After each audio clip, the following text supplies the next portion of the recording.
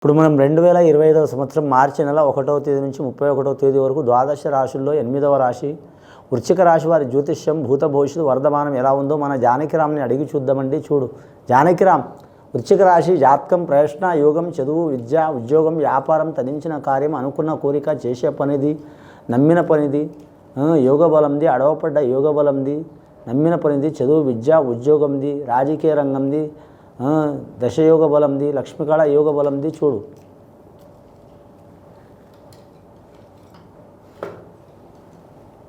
వృశ్చిక రాశి వారి జాతకంలో చూడాలంటే సబ్కా మాలిక్ ఏకహైనట్టు షిరిడి సాయిబాబా వచ్చిండండి వారి జాతకంలో.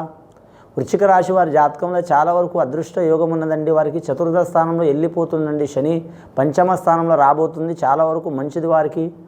దొంగల పోయినా దొరల పోయినా ఎక్కడ పోయినా గెలిసొచ్చే అవకాశం ఉంటుంది. ధనపరంగా, గుణపరంగా, రణపరంగా ఏ పనులైనా సరే గెలిసొచ్చే అవకాశం ఉంటుంది.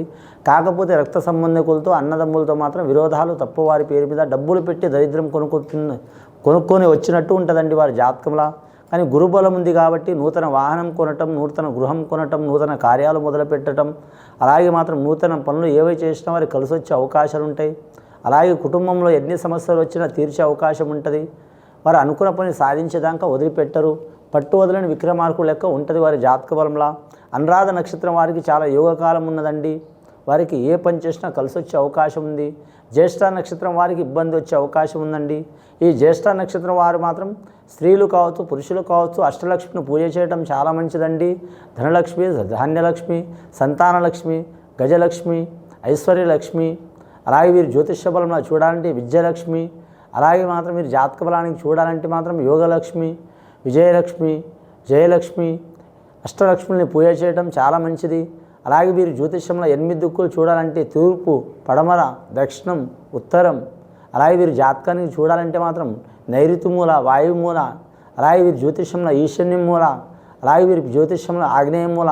అష్టదిక్కులు వీరికి కలిసి వచ్చే అవకాశాలు ఉన్నాయి. కానీ అన్నిటికంటే మాత్రం దక్షిణ ప్రాంతం, పడమర ప్రాంతం మంచిది. దూరం ప్రయాణం చేయాలనుకునేవారు ఈ దక్షిణ ప్రాంతం, పడమర ప్రాంతంలో గెలిచే అవకాశం ఉంటుందండి.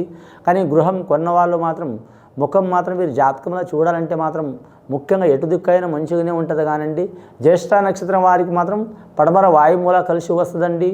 ముఖ్యంగా మాత్రం అనురాధ నక్షత్రం వారికి మాత్రం తూర్పు మూల ఉన్నవారికి, అలాగే ఆగ్నేయ భాగం కలిసి వచ్చే అవకాశం ఉంటుందండి వీరి జాతక బలానికి. వీరి పేరు మీద చూడాలంటే మాత్రం వివాహం కాని వారికి గురుబలం ఉంది కాబట్టి వివాహంలో కలిసి వచ్చే అవకాశాలు ఉంటాయండి. సంతానం లేని వారికి, గర్భిణీ స్త్రీలకు మాత్రం కోరుకున్న సంతానం కలిగే అవకాశం ఉంటుంది.